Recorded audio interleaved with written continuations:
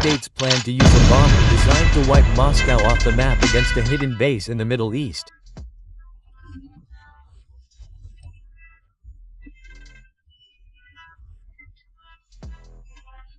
Perhaps because hidden in that base, hidden between reinforced concrete and strategic silence, lurks a threat dangerous enough to warrant the presence of the Air Force's most lethal weapon, the B-2 Spirit. This is no simple reconnaissance mission. It's a warning, and it doesn't fly alone. Behind the B-2's phantom profile, a whole symphony of war is moving. KC-135 tankers refuel in midair. EA-18G rollers take off from Diego Garcia to dry out enemy radars, and from underground, analysts monitor every step in real time. But Iran is no ordinary enemy. It has one of the densest and most aggressive air defense systems on the planet. And although the B-2 was designed to evade radar, all it takes is one poorly calculated route to turn a $2 billion target into scrap metal. The key is altitude. At the precise moment, the bomber must ascend, release its GBU-57 bombs, capable of penetrating 60 meters of ground, and disappear from the sky before being detected. It all begins in absolute silence. At dawn, the bomber takes off from Whiteman Air Force Base in Missouri on an intercontinental flight. It can fly non-stop thanks to in-flight refueling, but human fatigue remains a critical factor. That's why the Pentagon has deployed support points closer to the target. One base in Qatar and another in the most strategic location in the Indian Ocean, Diego Garcia Island, located some 3,700 kilometers from Iran. But then the question arises, why not take off from Qatar if it is much closer to the target? The answer is simple and brutal. Survival. Iran is no ordinary adversary, and the United States knows it. Its air defense system is not only extensive, it is lethal.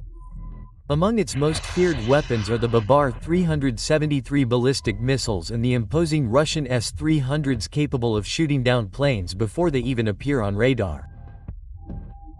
Qatar, although a strategic ally of Washington, is dangerously within range of these batteries, which means one thing: a B-2 stationed there could be detected and destroyed before taking off. That's why the Pentagon opted for a bold move: no conventional bases. It sent its stealthiest bomber to where even Iranian radars can't see, Diego Garcia Island.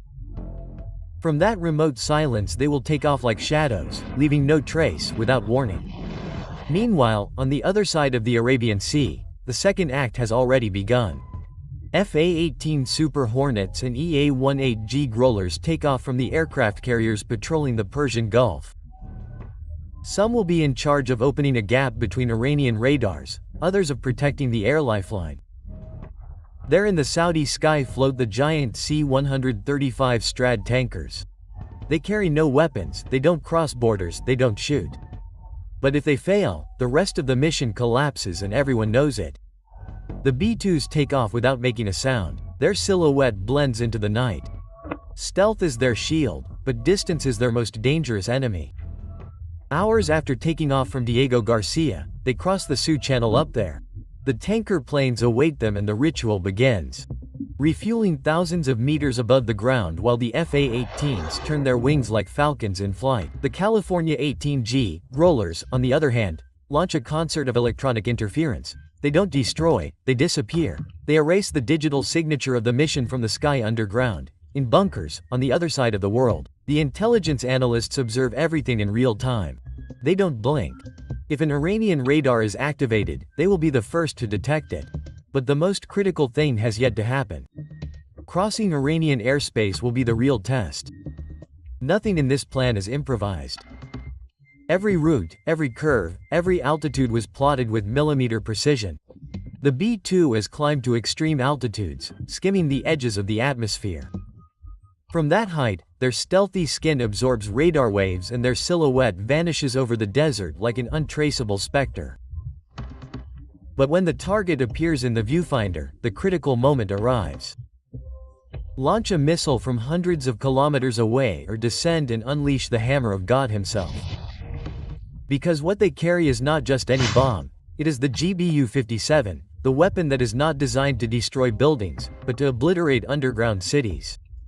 At over 13 tons of special steel, This bomb can only be carried by the B-2 Spirit. It has no engine and does not need one. All you have to do is drop it from the sky and let gravity do the rest. 4 movable fins, military GPS guidance and a casing that can withstand hell. That's all it takes to punch through up to 200 feet of reinforced earth and detonate with surgical precision. Designed to destroy nuclear bunkers, fortified command centers, and hidden silos. It's the only weapon that can punch through a mountain and explode in its heart. And tonight it's on its way, but the mission doesn't end with the underground explosion.